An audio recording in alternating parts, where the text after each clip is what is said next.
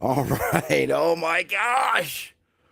Oh, what a horrible day. As soon as I take my setup for granted, everything's working well, and I'm like, yeah, we're all good. I can just pop in a couple minutes before and just hit the live button and go. Eh-eh. Wrong answer.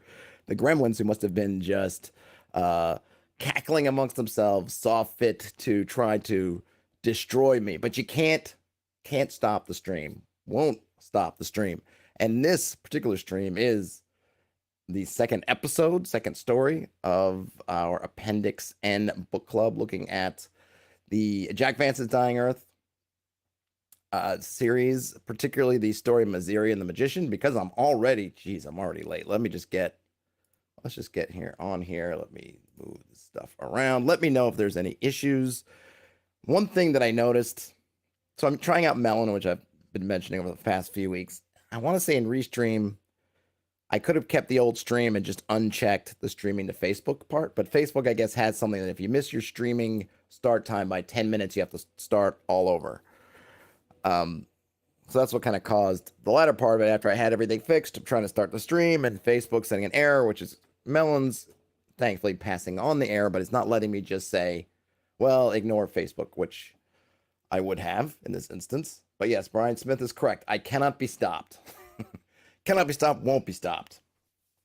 All right.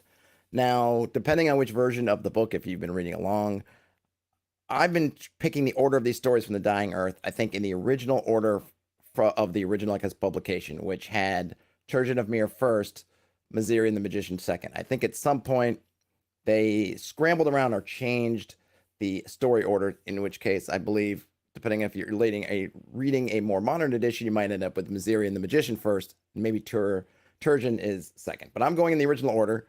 So we read through Turjan. So here is Mazirian the Magician. We'll discuss it as we go along, of course, with an emphasis on the kind of gaming stuff, because part of this whole Appendix N thing, right, is the looking at the inspirations, new, old, and otherwise, of our favorite tabletop role-playing games. So here we go. Mazirian the Magician.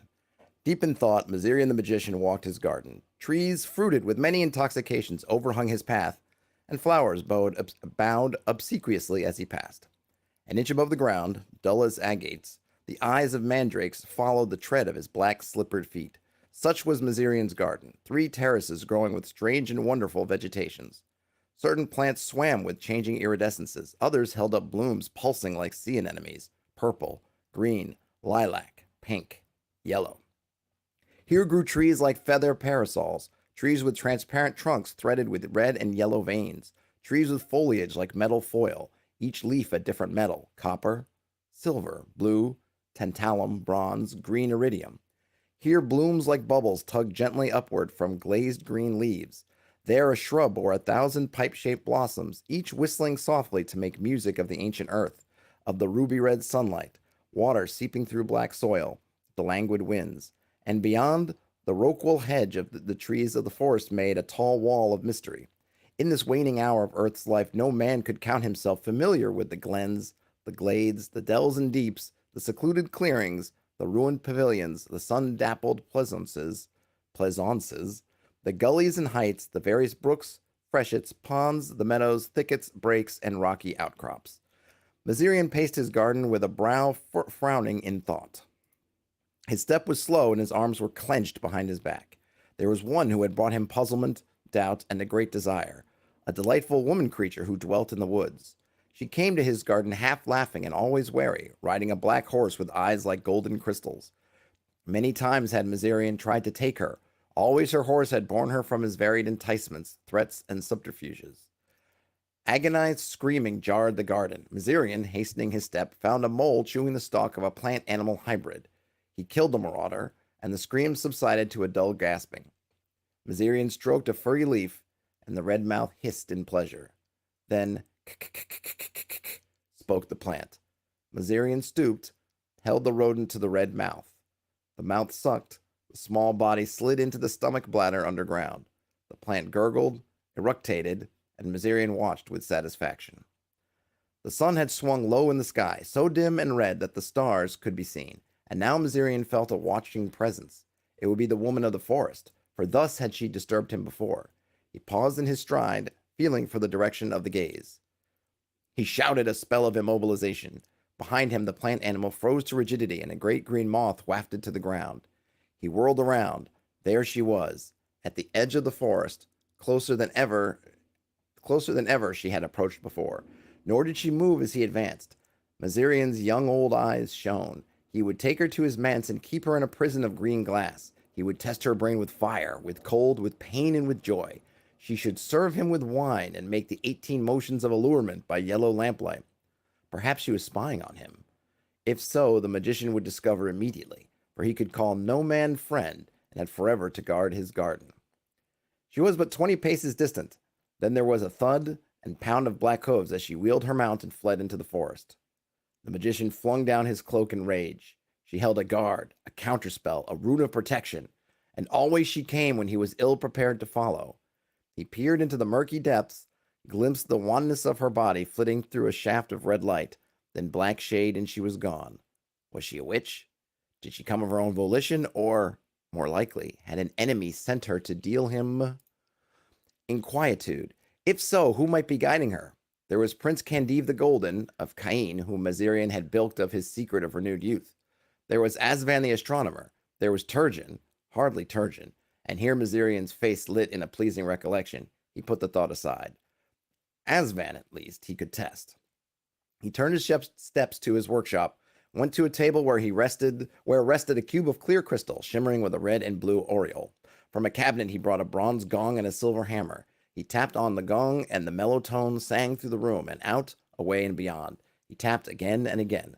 Suddenly Asvan's face shone from the crystal, beaded with pain and great terror. "Stay the strokes, Mazirian!" cried Asvan. "Strike no more on the gong of my life!" Mazirian paused, his hand poised over the gong. "Do you spy on me, Asvan? Do you send a woman to regain the gong?" "Not I, master, not I. I fear you too well." "You must deliver me the woman, Asvan. I insist." "Impossible, master. I know not who or what she is." Mazirian made as if to strike. Asvan poured forth such a torrent of supplication that Mazirian, with a gesture of disgust, threw down the hammer and restored the gong to its place. Asvan's face drifted slowly away, and the fine cube of crystal shone blank as before. All right, Ian says, does Vance write only of villains and tyrants, power mad in their lonely towers? It seems like it, right? These guys are definitely troubled.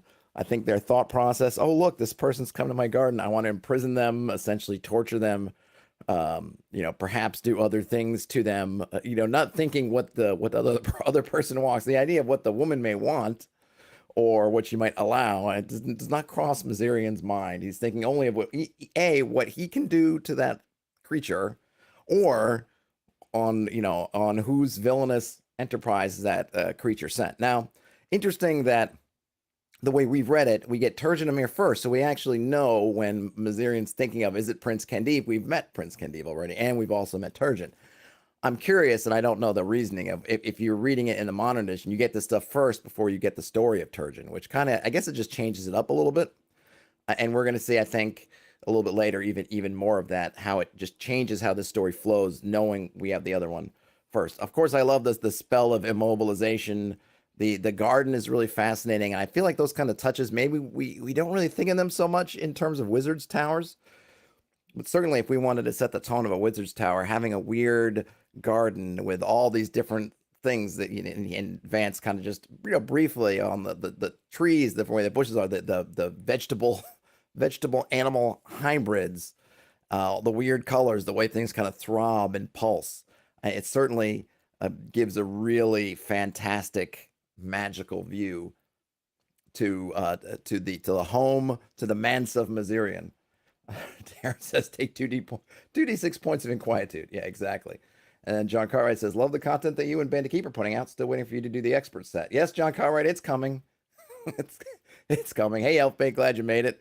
I'm sorry for the horrors that I had to put everyone through being late, but we're in. All right, and the thing with the gong of his life, that's just a really creepy thing. I don't know why someone would want to tie their life to a gong like that. If that's something that this person, Asvan, did he create that gong? Was something Mazarian made? Somebody else made it? But yeah, if someone's got if there's a gong of your life that's in existence, you definitely don't want it to fall into anyone's hands. And I'm thinking Mazarian's least of all. Mazirian stroked his chin. Apparently, he must capture the girl himself.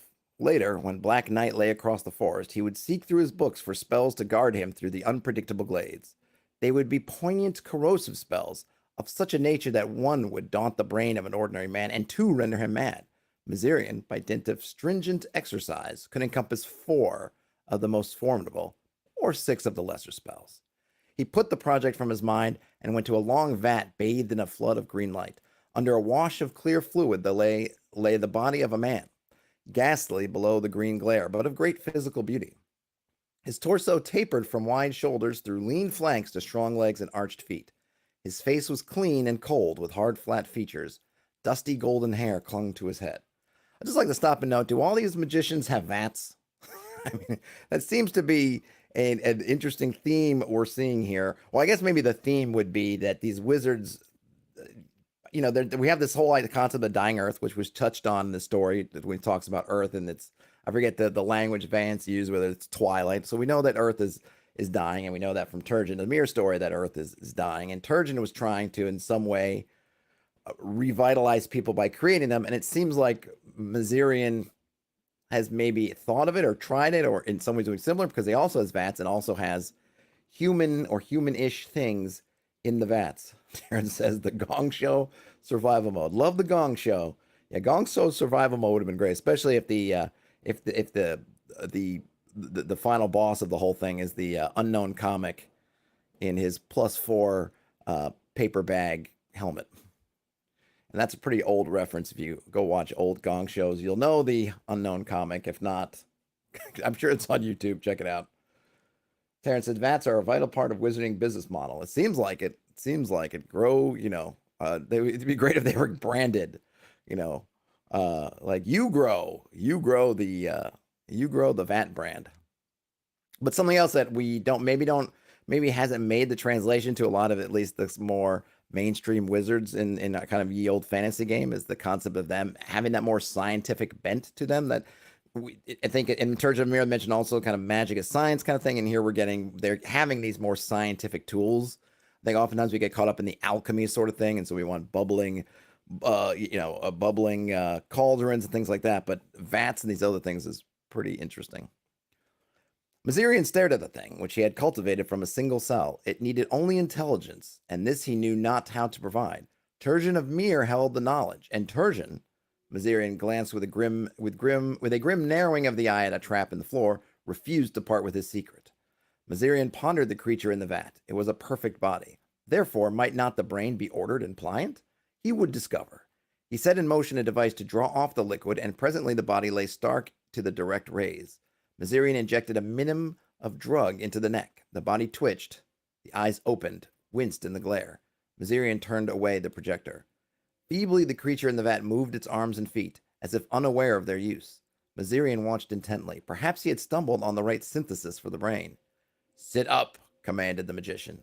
The creature fixed its eyes upon him, and reflexes joined muscle to muscle. It gave a throaty roar and sprang from the vat at Mazarian's throat. In spite of Mazarian's strength, it caught him and shook him like a doll. For all Mazarian's magic, he was helpless.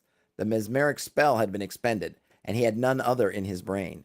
In any event, he could not have uttered the space-twisting syllables with that mindless clutch at his throat. His hand closed on the neck of a leaden carboy. He swung and struck the head of his creature, which slumped to the floor. I don't know what a carboy is. A carboy is a large, globular plastic bottle with a narrow neck, typically protected by a frame and used for holding acids and other corrosive liquids. Well, there we go. Presumably it's not made of plastic, or maybe it is if it's kind of ancient future apocalyptic earth tech. Elfbait said vats are how you get owlbears. Was that one of the original lore that they were creating? Because I know there are a couple other creatures that, was it Thul's? That the lore was literally that they were a wizarding invention. Terrence says, I think that since the focus of most rugs is combat magic, the vats and beakers and dribbly candles and rituals take a back seat. Oh, I see. I think maybe RPGs. Maybe instead of rugs, Terrence. But that does make sense. Assuming you mean RPGs and not rugs. Okay, good. Because I would love to have a rug made of combat magic or made for combat magic, but such a rug, I haven't seen that in Overstock or Amazon or anything. Maybe I'm not going to the right rug stores. Mazirian, not entirely dissatisfied, studied the glistering body at his feet. The spinal coordination had functioned well. At his table, he mixed a white potion and, lifting the golden head, poured the fluid into the lax mouth. The creature stirred, opened its eyes, propped itself on its elbows. The madness had left its face, but Mazarian sought in vain for the glimmer of intelligence. The eyes were as vacant as those of a lizard. The magician shook his head in annoyance. He went to the window, and his brooding profile was cut black against the oval panes. Turjan, once more? Under the most dire inquiry, Turjan had kept his secret close. Mazirian's thin mouth curved wryly. Perhaps if he inserted another angle in the passage. The sun had gone from the sky, and there was dimness in Mazirian's garden. His white night blossoms opened, and their captive gray moths fluttered from bloom to bloom. Mazirian pulled open the trap in the floor and descended stone stairs. Down, down, down. At last, a passage intercepted at right angles, lit with the yellow light of eternal lamps. To the left were his fungus beds. To the right, a stout oak and iron door, locked with 3 locks. Down and ahead, the stone steps continued, dropping into blackness. Mazirian unlocked the 3 locks, flung wide the door. The room within was bare, except for a stone pedestal supporting a glass-topped box. The box measured a yard on a side and was 4 or 5 inches high. Within the box, actually a squared passageway, a run with 4 right angles, moved 2 small creatures, one seeking, the other evading. The predator was a small dragon with furious red eyes and a monstrous fanged mouth. It waddled along the passage on 6 splayed legs, twitching its tail as it went. The other stood only half the size of the dragon, a strong-featured man, stark naked, with a copper fillet binding his long black hair. He moved slightly faster than his pursuer, which still kept relentless chase, using a measure of craft, speeding, doubling back, luring at the angle in case the man should unwarily step around. By holding himself continually alert, the man was able to stay beyond the reach of the fangs. The man was Turjan, whom Mazirian by trickery had captured several weeks before, reduced in size and thus imprisoned. Well, that's a great imprisonment. You're trapped in this little kind of maze with just enough that if you're just all the time moving, you can stay ahead of some terrible predator. In this case, a also reduced dragon. Now we know what has happened to Turjan, I'm presuming after the events of his story. Mazirian watched with pleasure as the reptile sprang upon the momentarily relaxing man, who jerked himself clear by the thickness of his skin. It was time, Mazirian thought, to give both rest and nourishment. He dropped panels across the passage, separating it into halves, isolating man from beast. To both he gave meat and pannikins of water. Turjan slumped in the passage. Ah, said Mazirian, you are fatigued. You desire rest? Turjan remained silent, his eyes closed. Time and the world had lost meaning for him. The only realities were the gray passage and the interminable flight. At unknown intervals came food and a few hours' rest. Think of the blue sky, said Mazirian, the white stars, your castle Mir by the river Derna. Think of wandering free in the meadows. The muscles at Turjan's mouth twitched. Consider, you might crush the little dragon under your heel. Turjan looked up. I would prefer to crush your neck, Mazirian. Mazirian was unperturbed. Tell me, how do you invest your vat creatures with intelligence? Speak, and you go free. Turjan laughed, and there was madness in his laughter. Tell you? And then? You would kill me with hot oil in a moment. Mazirian's thin mouth drooped petulantly. Wretched man, I know how to make you speak. If your mouth were stuffed, waxed and sealed, you would speak. Tomorrow I take a nerve from your arm and draw coarse cloth along its length. That sounds not very nice. The small Turjan, sitting with his legs across the passageway, drank his water and said nothing. Tonight, said Mazarian with studied malevolence, I add an angle and change your run to a pentagon. Turjan paused and looked up through the glass cover at his enemy. Then he slowly sipped his water. With 5 angles, there would be less time to evade the charge of the monster, less of the hall in view from one angle. Tomorrow, said Mazarian, you will need all your agility. But another matter occurred to him. He eyed Turjan speculatively. Yet even this I spare you if you assist me with another problem. What is your difficulty, febrile magician? The image of a woman creature haunts my brain, and I would capture her. Mazirian's eyes went misty at the thought. Late afternoon, she comes to the edge of my garden riding a great black horse. You know her, Turjan? Not I, Mazirian. Turjan sipped his water. Mazirian continued. She has sorcery enough to ward away Felojun's second hypnotic spell, or perhaps she has some protective rune. When I approach, she flees into the forest. So then? Asked Turjan, nibbling the meat Mazirian had provided. Who may this woman be? Demanded Mazirian, peering down his long nose at the tiny captive. How can I say? I must capture her, said Mazarian abstractly. What spells? What spells? Turjan looked up, although he could see the magician only indistinctly through the cover of glass. Release me, Mazarian, and on my word as a chosen hierarch of the Marum Or, I will deliver you this girl. How would you do this? Asked the suspicious Mazarian. Pursue her into the forest with my best live boots and a head full of spells. You would fare no better than I, retorted the magician. I give you freedom when I know the synthesis of your vat things. I myself will pursue the woman. Turjan lowered his head that the magician might not read his eyes. And as for me, Mazirian, he inquired after a moment, I will treat with you when I return. And if you do not return? Mazirian stroked his chin and smiled, revealing fine white teeth. The dragon could devour you now, if it were not for your cursed secret. The magician climbed the stairs. Midnight found him in his study, poring through leather-bound tomes and untidy portfolios. At one time, 1,000 or more runes, spells, incantations, curses, and sorceries had been known. The reach of Grand Mothalum, Ascalase, the Ide of Kochik, or maybe Koshik, Almery to the south, the land of the falling wall to the east, swarmed with sorcerers of every description, of whom the chief was the arch-necromancer Fandal. 100 spells Fandal personally had formulated. The rumor said that demons whispered at his ear when he wrought magic. Ponticilla the Pious, then ruler of Grand Mothalum, put Fandal to torment, and after a terrible night, he killed Fandal and outlawed sorcery throughout the land. The wizards of Grand Mothalum fled like beetles under a strong light.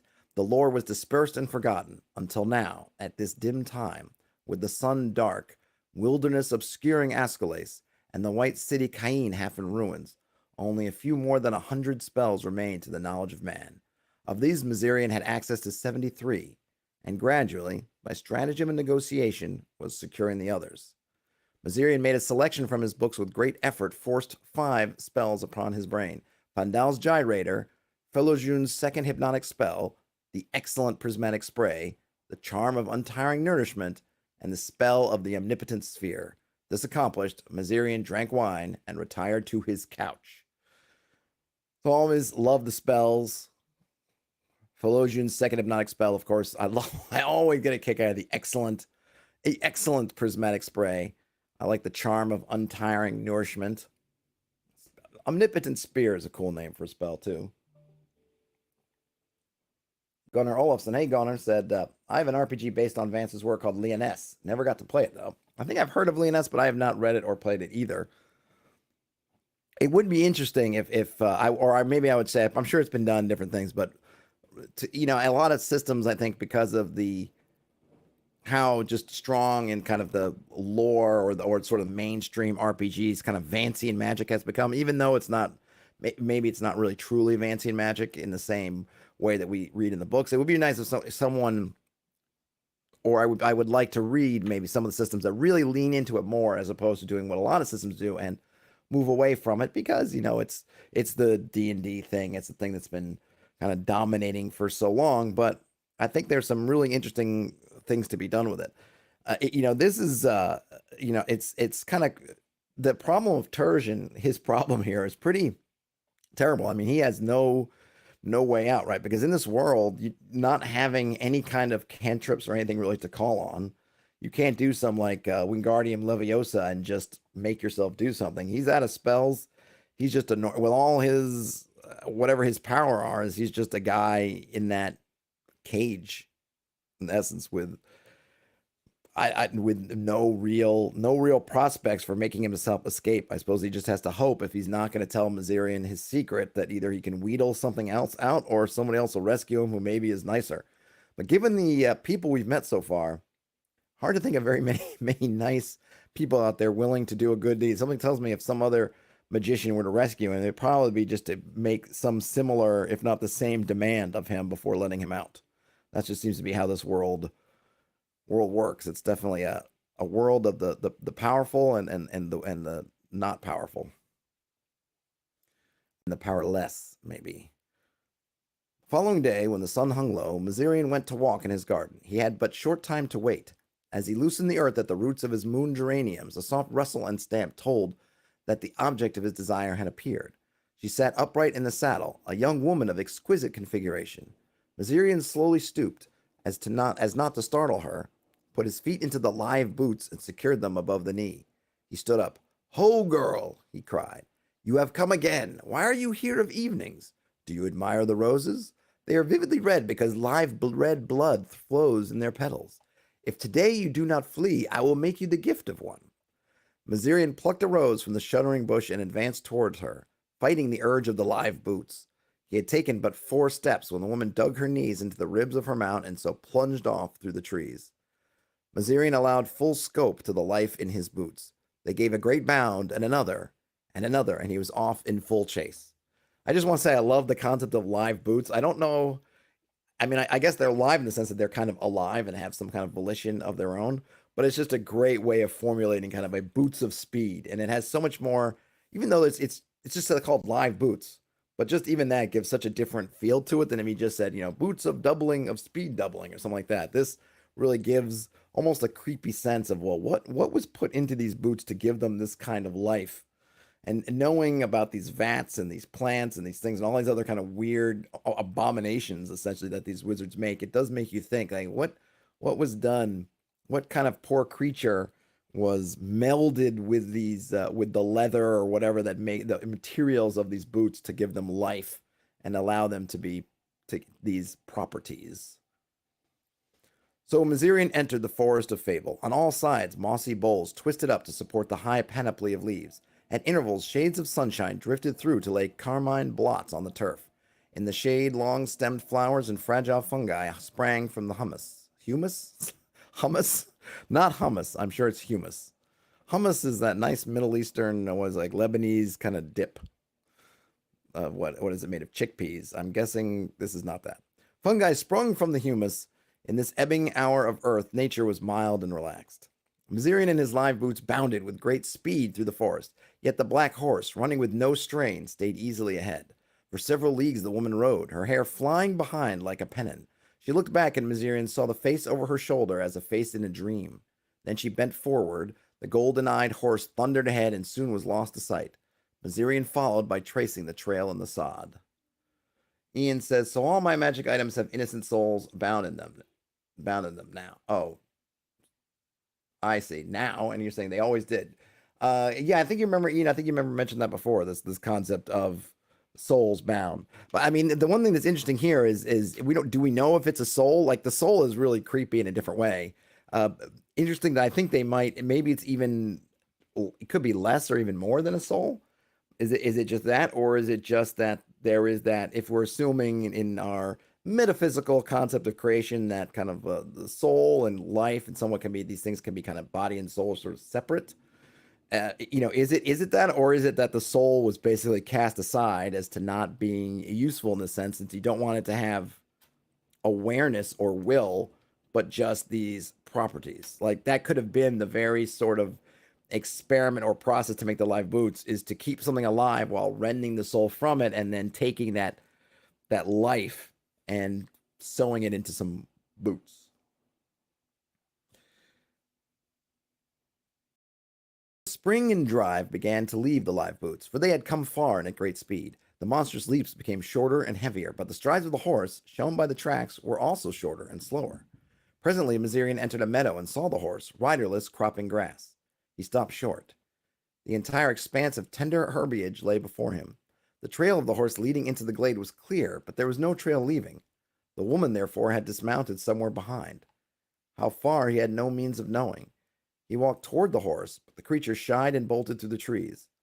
Mazirian made one effort to follow and discovered that his boots hung lax and flaccid, dead. I've heard other things being described as lax and flaccid. Not boots, but there you have it. All right, so and here's another interesting thing. The boots, they died. They had a certain amount of time, a lifespan, if you will, and having used them very aggressively, they're done. So I think we see this a lot in these stories. This concept of really limited resources. Your spells are very limited, and now here we're seeing that your items can be very limited too. Just because you have these wonderful boots, you better use them when you really need them and take care of them, but know that they are finite. It's not the thing of forever. They've got some charges, and they quite possibly, can't be recharged. He kicked them away, cursing the day and his ill fortune. Shaking the cloak free behind him, a baleful tension shining on his face, he started back along the trail. In this section of the forest, outcroppings of black and green rock, basalt, and serpentine were frequent, forerunners of the crags over the river Durna. On one of these rocks, Mazirian saw a tiny man-thing mounted on a dragonfly. He had skin of a greenish cast. He wore a gauzy smock and carried a lance twice his own length. Mazirian stopped. The Twick man looked down stolidly. Have you seen a woman of my race passing by, Twick man? I have seen no such woman. Oh, I'm sorry. I have seen such a woman, responded the Twick man after a moment of deliberation. Where may she be found? What may I expect for the information? Salt, as much as you can bear away. The Twick man flourished his lance. Salt? No.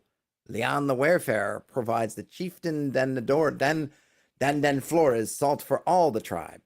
Mazirian could surmise the services for which the bandit troubadour paid salt. The Twick men, flying fast on their dragonflies, saw all that happened in the forest. A vial of oil from my Talanxus bloom, the Twick man. Show me. Mazirian did so. Trail at the lightning blast before you. She made directly for the river and laid the vial beside off toward the river oak. The Twick man watched next to the skein of fine half the woman had given. So Mazirian has fallen into a little bit of a trap here. It's a double cross, Mazirian. It's a double cross! The magician turned at the oak and soon discovered the trail over the dead leaves. A long open glade lay before him, sloping gently to the river. Trees towered to either side, and the long sundown rays steeped one side in blood, left the other deep in black shadow. So deep was the shade that Mazarian did not see the creature seated on a fallen tree, and he sensed it only as it prepared to leap on his back. Mazarian sprung about to face the thing, which subsided again to sitting posture. It was a deodand, formed and featured like a handsome man, finely muscled, but with a dead black, lusterless skin and long slit eyes. Ah, Mazarian, you roamed the woods far from home. The black thing's soft voice rose through the glade. The deodand, Mazarian knew, craved his body for meat. How had the girl escaped? Her trail led directly past. I come seeking, deodand. Answer my questions, and I undertake to feed you much flesh. The deodand's eyes glinted, flitting over Mazarian's body. You may in any event, Mazirian. Are you with powerful spells today? I am. Tell me, how long has it been since the girl passed? When she fast, slow, alone, or in company? Answer, and I give you meat at such time as you desire. The deodand's lips curled mockingly. Blind magician, she has not left the glade. He pointed, and Mazirian followed the direction of the dead black arm, but he jumped back as the deodand sprang. From his mouth gushed the syllables of Fandal's gyrator spell.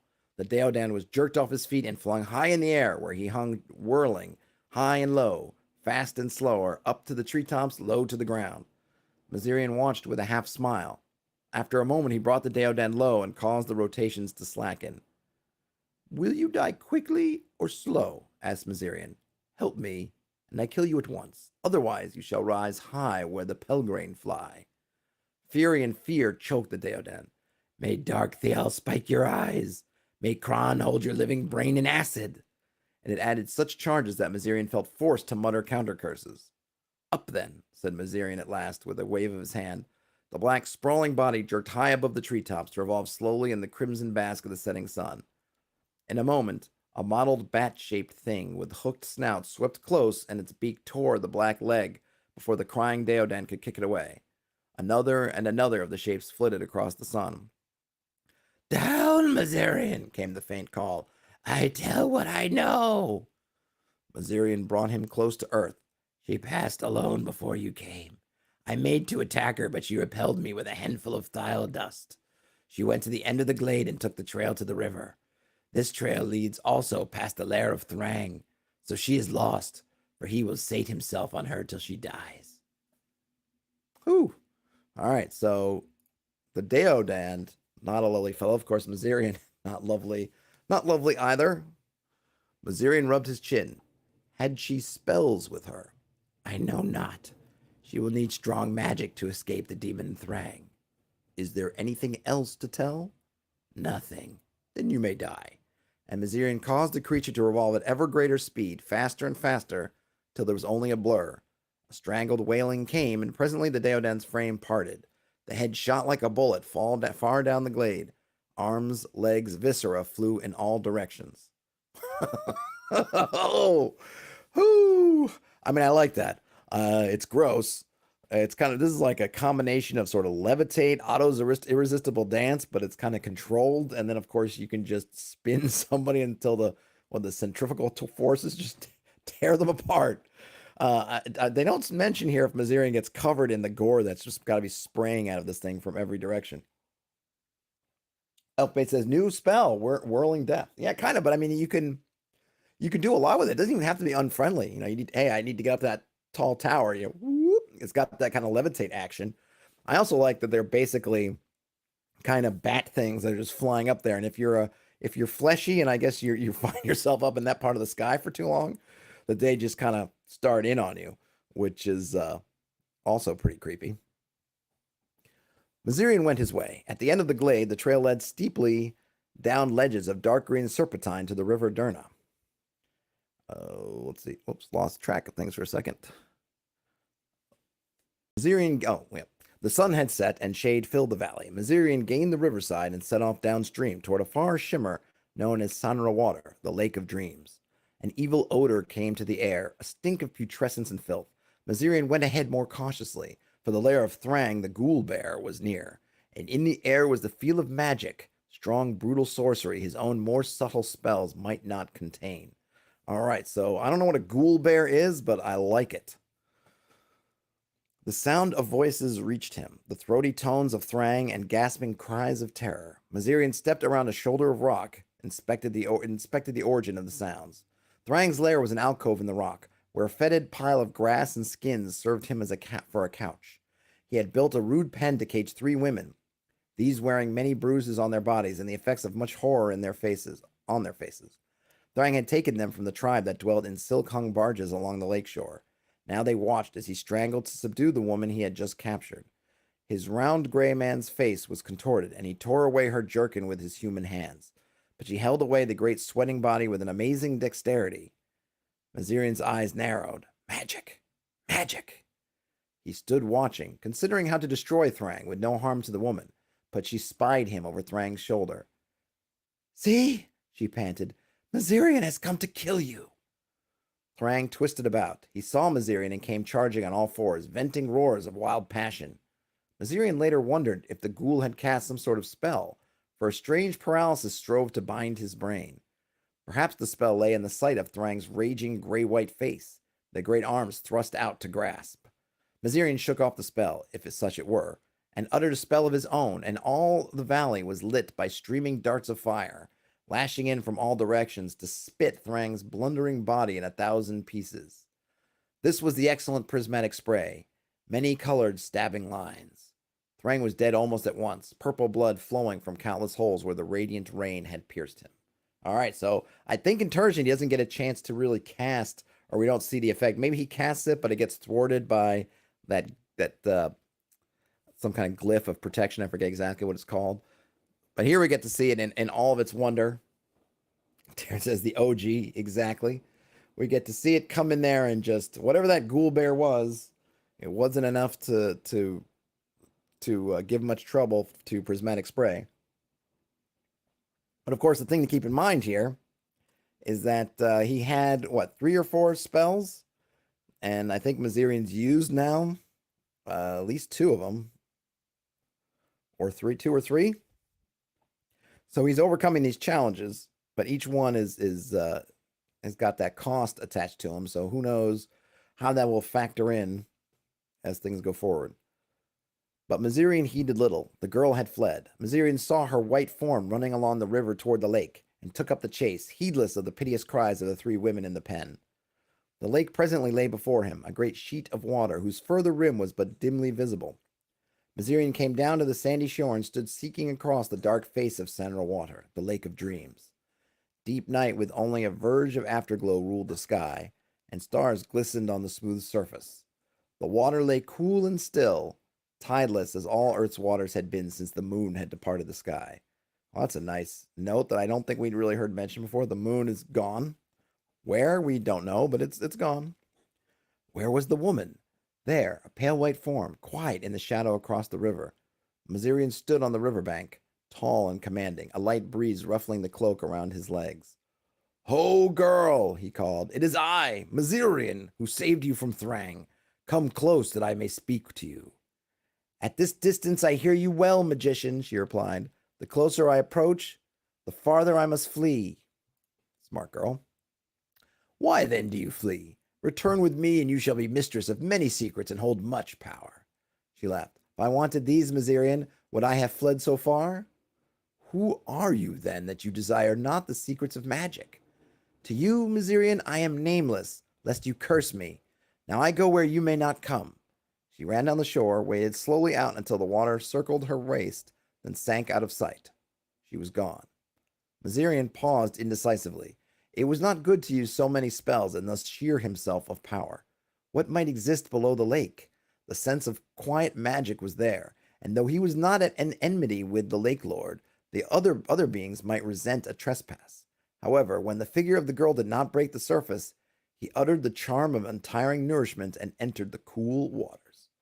Brian Smith said, is this reading from a Vance novel? Dig it. I've been listening to the Crystal Shard on YouTube, too. This is from The Dying Earth. At least, or volume. I don't know if there are multiple volumes, but yeah, this is of the original Dying Earth. This is in the original conception or in the original publication. This was the second story after Turjan of Mir. In later times, the book was renamed Mazirian the Magician, and I believe then this was moved into the first story spot. But it's a collection of short stories, so not novel length, but all of various shorter lengths. And we don't know yet what the charm of untiring nourishment does. Is that it doesn't sound like water breathing, but maybe it's just that he doesn't need to breathe at all, that he's just able to just exist. He plunged deep through the lake of dreams, and as he stood on the bottom, his lungs at ease by virtue of the charm. His lungs at ease. Okay, so maybe he doesn't have to breathe. It doesn't sound like he's breathing water. He marveled at the fey place he had come upon. Instead of blackness, a green light glowed everywhere, and the water was but little less clear than air. Plants undulated to the current, and with them moved the lake flowers, soft with blossoms of red, blue, and yellow. In and out swam large-eyed fish of many shapes. The bottom dropped by rocky steps to a wide plain where trees of the underlake floated up from slender stalks to elaborate fronds and purple water fruits, and so till the misty wet distance veiled all.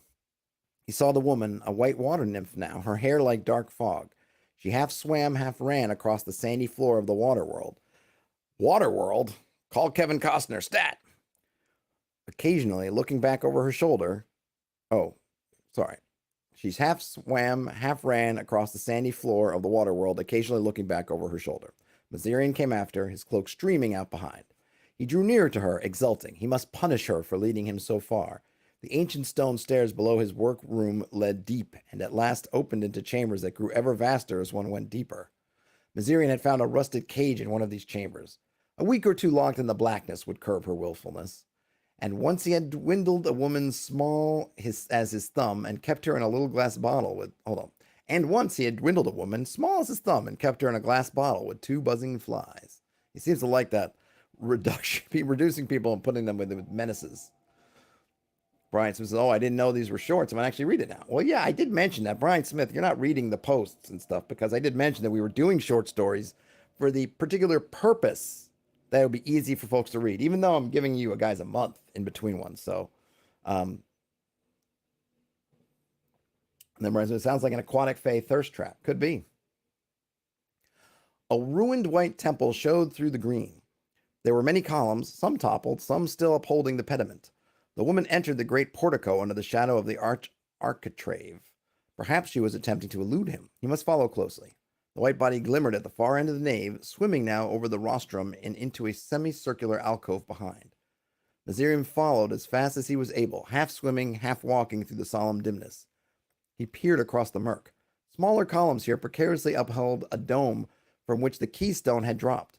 A sudden fear smote him, then realization as he saw the flash of movement from above. On all sides, the columns toppled in, and an avalanche of marble blocks tumbled at his head. He jumped frantically back. The commotion ceased. The white dust of the ancient mortar drifted away. On the pediment of the main temple, the woman kneeled on slender knees, staring down to see how well she had killed Mazirian. She had failed. 2 columns, by sheerest luck, had crashed to either side of him, and a slab had protected his body from the blocks. He moved his head painfully. Through a chink in the tumbled marble, he could see the woman, leaning to discern his body. So she would kill him? He, Mazarian, who had already lived more years than he could easily reckon? So much more would she hate and fear him later. He called his charm the spell of the omnipotent sphere. A film of force formed around his body, expanding to push aside all that resisted. When the marble ruins had been thrust back, he destroyed the sphere, regained his feet, and glared about for the woman. She was almost out of sight, behind a break of long purple kelp, climbing the slope to the shore. With all his power, he set out in pursuit. So he escaped by the grit of his teeth, the skin of his teeth, but I believe he's used up all his spells. And now it's finally revealed about the woman who we have seen, who we know from the Turjan story, or who we have met in the Turjan story. And again, right, if we had read this with this story first, we wouldn't know who Tsain was, but we know Tsain because we met her already. Tsain dragged herself up on the beach. Still behind her came Mazirian the Magician, whose power had defeated each of her plans. The memory of his face passed before her, and she shivered. He must not take her now. Fatigue and despair slowed her feet. She had set out with but 2 spells, the charm of untiring nourishment and a spell affording strength to her arms, the last permitting her to hold off Thrang and tumble the temple upon Mazarian. These were exhausted. She was bare of protection, but, on the other hand, Mazarian could have nothing left. Perhaps he was ignorant of the vampire weed. She ran up the slope and stood behind a patch of pale, wind-beaten grass. And now Mazarian came from the lake, a spare form visible against the shimmer of the water. She retreated, keeping the innocent patch of grass between them. If the grass failed, her mind quailed at the thought of what she must do. Mazarian strode into the grass. The sickly blades became sinewy fingers. They twined about his ankles, holding him in an unbreakable grip, while others sought to find his skin. So Mazarian chanted his last spell, the incantation of paralysis, and the vampire grass grew lax and slid limply to earth. Tsain watched with dead hope. He was now close upon her, his cloak flapping behind. Had he no weakness? Did not his fibers ache? Did not his breath come short? She whirled and fled across the meadow toward a grove of black trees. Her skin chilled at the deep shadows, the somber frames, but the thud of the magician's feet was loud. She plunged into the dread shade. Before all in the grove awoke, she must go as far as possible. Snap! A thong lashed at her. She continued to run. Another and another. She fell. Another great whip and another beat at her. She staggered up and on, holding her arms before her face. Snap! The flails whistled through the air, and the last blow twisted her around, so she saw Mazarian. He fought. As the blows rained on him, he tried to seize the whips and break them, but they were supple and springy beyond his powers, and jerked away to beat at him again. Infuriated by his resistance, they concentrated on the unfortunate magician, who foamed and fought with transcendent fury, and Tsain was permitted to crawl to the edge of the grove with her life. She looked back in awe at the expression of Mazarian's lust for life. He staggered about in a cloud of whips, his furious, obstinate figure dimly silhouetted. He weakened and tried to flee, and then he fell. The blows pelted at him, on his head, shoulders, the long legs. He tried to rise, but fell back. Tsain closed her eyes in lassitude. She felt the blood oozing from her broken flesh. But the most vital mission yet remained.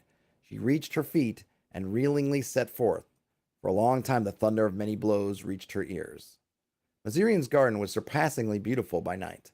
The star blossoms spread wide, each of magic perfection, and the captive half-vegetable moths flew back and forth. Phosphorescent water lilies floated like charming faces on the pond, and the bush which Mazarian had brought from far Almery in the south tinctured the air with sweet, fruity perfume. Tsain, weaving and grasping, now came groping through the garden. Certain of the flowers awoke and regarded her curiously. The half-animal hybrids sleepily chittered at her, thinking to recognize Mazarian's step. Faintly to be heard was the wistful music of the blue-cupped flowers singing of ancient nights when a white moon swam the sky. And great storms and clouds and thunder ruled the seasons. Sain passed unheeding. She entered Mazirian's house, found the workroom where glowed the eternal yellow lamps. Mazirian's golden-haired vat thing sat up suddenly and stared at her with his beautiful, vacant eyes. She found Mazirian's keys in the cabinet and managed to claw open the trap door. Here she slumped to rest and let the pink gloom pass from her eyes. Visions began to come. Mazirian, tall and arrogant, stepping out to kill Thrang. The strange-hued flowers under the lake. Mazirian, his magic lost, fighting the whips. She was brought from the half-trance by the vat thing timidly fumbling with her hair. She shook herself awake and half walked, half fell down the stairs. She unlocked the thrice-bound door, thrust it open with almost the last desperate urge of her body. She wandered in to clutch at the pedestal where the glass-topped box stood, and Turjan and the dragon were playing their desperate game. She flung the glass crashing to the floor, gently lifted Turjan out, and set him down. The spell was disrupted by the touch of the rune in her wrist. Turjan became a man again. He looked aghast at the nearly unrecognizable Sain. She tried to smile up at him. Turjan, you are free. And Mazirian? He's dead. She slumped wearily to the stone floor and lay limp. Turjan surveyed her with an odd emotion in his eyes. Sain, dear creature of my mind, he whispered, more noble are you than I, who used the only life you knew for my freedom. He lifted her body in his arms. But I shall restore you to the vats. With your brain I build another, Sain, as lovely as you. We go. He bore her up the stone stairs. Well, poor Sain goes through all that stuff, dies at the end, and Turjan's like, I guess I love you. I think I'm going to make another one of you. Your brain will work wonderfully in another creature. Yes, what it is to be a magician in the time of the dying earth. Brian Smith says, I like the spell slots idea being so known and planned around in the minds of the characters, like counting bullets in a 6-shooter and getting in a gunfight. Definitely. And yes, it also is, he says, it definitely is a weird science situation. Yeah, I mean, here we're looking at everything through the eyes of wizards. In that way, it's kind of Harry Potterish. We don't even, so far, we have anybody who's not a wizard, either they're some kind of demon or they're a plaything, something to be ordered, something to be commanded and obey you, as opposed to any kind of equal. And yeah, so for these wizards in the wizarding world, such as it is, there is nothing more important than having your spells, having spells at all, and then having the correct ones prepared. And of course, if you can have some tricks up your sleeve, like runes, or I think I forget the prince that I think Turjan took from him had that kind of amulet. These kind of things, then it's a must, right? You kind of gird yourselves for whatever you think the day will bring you, and you go. Yeah, this was fascinating because you could watch as somewhat with intent, but maybe not entirely. She as he was being run through these different obstacles each time. Hey, look, on the prep scale, he prepped everything he needed. Only there was one more challenge beyond the spells he had prepped. He had 4 or whatever, or 5 spells, and there were 6 challenges. So the last one got him. That forest full of whips and kind of, I don't even know what, is certainly really interesting. And there were a lot of really kind of cool, weird, kind of fairy tale sort of aspects. The undersea temples, or underwater temples in the Lake of Dreams, the forest that just seems to be things that just beat at you, the vampire grass. Or maybe he failed a deck save. Maybe, but that was Mazirian the Magician. The spells always have such great names. It's very, I think in this, it's one of the things that's just interesting, which when you're going from this to doing something for a game, Turjan, Mazarian, these are master wizards. These are the wizards level 10. Or maybe we would say, hey, level 10 doesn't exist anymore. That's Fundal. That's a guy who's creating 100 spells. Now only 100 spells exist in the world. So maybe we say this level, whatever level we want to say in the dying earth situation is the most that you can basically get to at this point. Maybe you'd say, 6, 7, but still they're, for the world, they're high level wizards. It's interesting when looking at these spells, how you want to consider them in terms of the kind of the gaming part, right? So you could say on the one hand, you could say, okay, well, Prismatic Spray, that's just level 6. You got to be a Turjan, Mazirian kind of level wizard just to cast that spell. The same one with that kind of spell of death, whatever it's called, where you can basically treat somebody like a rag doll and turn off and turn not turn off, but maybe manipulate the world's physics. You can fly them up in the sky, you can bring them down, you can spin them around until they literally come apart at the seams. Another way to think of it would it be cool to look at those spells and do that kind of upcast? Well, maybe the core part, maybe you go from floating disc to levitate to flight, or maybe you put this before flight. I'm not sure, because this can seemingly kill you, even potentially powerful creatures in a single thing, which is probably the other thing to note about these spells. The spells are pretty much lethal. It doesn't seem to be. I mean, this thing was they fought a demon bear, and the demon bear went down to prismatic sprites there. The demon bear like that duodand also seemed like pretty powerful. That spinaroonie spell took care of it nice and quick. So it is interesting when you look at these spells, how they end up in D&D, how other games may interpret them, trying to deal with that balance, because we're looking at these stories are looking at the highest end spells. We haven't really gotten a sense of what small spells are. If these are the 4 or 5 great spells that only a master magician can barely learn, well, what are the kind of weaker spells? What do they look like? Ian said, sounds like they just have the lesser and greater spells so far. At least it does seem like that, but we don't think we've gotten a good sense of what the lesser spells are. It is kind of funny, just from a story aspect. It really feels like the focus of the story was kind of this concept of running through all the spells, and then the kind of postscript with Sain saving Turjan is really given nothing at all, because you have to wonder, well, how did she know where he was? How did she know where the keys were? How did she know where all the ways to the dungeon? Maybe she was creeping around in there when Mazirian was gone. I find it hard to believe in this kind of world that Mazirian's house would have no protection to it. Maybe he was just so arrogant at this point that when he left, he didn't set any kind of defenses, but still, I can't imagine it would have been easy to just move around, and it seems like he was home most of the time. So he just kind of threw that in there at the end. But I feel like the real thing he was investigating was this concept of, now that he had this idea of how spells worked, is, well, how do you defeat a wizard? How would you even think to defeat somebody so strong? Well, you have to take advantage of the fact that their spells are limited, and they have to pick them beforehand.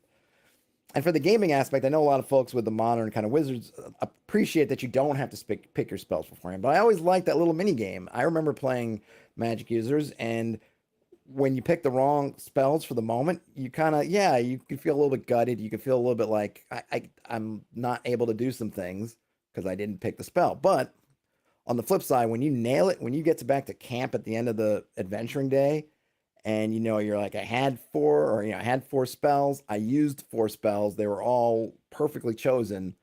That's a real kind of fun moment where you can kind of show that it's a way for you to kind of, that kind of player skill of, man, I nailed it.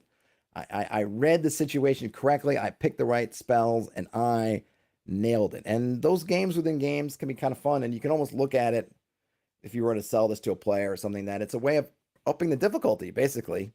You want to play a fighter? I mean, in terms of you're responsible as a player, it's pretty simple. If you want to play something with a little bit more power to it, but also, there are some days where you're going to have less to do than the fighter because you don't have the right spells. But there are those days where you can kind of dominate because of your spells. Do you want to take that challenge? Yay or nay? Brian Smith says, it's like the fictionalization of a skill challenge. And also, everybody's got 1 HP. Yeah, this is definitely like you got 6 HP and that's it. I mean, the thing is, it's a story, right? So everyone can kind of take things until they don't take them anymore. So Sain can take damage until she's able to just get back to Turjan and then die, right? Mazirian can take all this stuff until suddenly he can't. So they're not tracked. So who knows how many hit points? Maybe the vampire grass only took a hit point or 2 off. Maybe Mazirian had 6 hit points, and the vampire grass got him for 1 or 2, and then he went in the woods, as Ian suggested, failed some saves, and took a couple more rounds of damage, and then died. But certainly, the stories are great. They definitely have a little bit of that. The Turjan one had a little bit of a, I kind of want to say Twilight Zone. Maybe Twilight Zone is probably not the right word, but just you could see kind of what the story's trying to build, but also I think he has such a wonderful sense of this weird future Earth that's really kind of fantastic, has a little bit of kind of fairy tale sort of parts to it with these glades and magic kind of forests and weird gardens. Fae, he uses Fae as an adjective in here, I think, describing some of the underwater temples. It definitely kind of has that dreamy, sleepy vibe in here. And really kind of playing into that. And certainly the names of the spells and kind of how the spells work. And then, like I mentioned in the beginning, these very pseudo, or not want to say pseudo, these kind of scientific style wizards. They're not just doing potions and alchemy, but they are doing things that we would look at and say scientific. They are doing the kind of Dr. Frankenstein kind of work, right? Trying to repopulate humanity or just make themselves more slaves, I guess. Because the other thing is these people are pretty heartless. Love, if it is love, Turjan, it is described to Turjan as a what is it? Let me see what he says here. An odd emotion. That's what, if it's love or some kind of like, even, right? It's an odd emotion. It's not even called love, and it's given this thing like it's a weird thing. And that's the kind of world that these folks live in. They live in a brutal world of the power and the powerless, where things like love, not only may be rare, but not even potentially not even understood. Turjan may not even recognize that emotion. Brian Smith says, "Why was the wizard chasing her? Wanted to put her in a jar with flies? What the f?"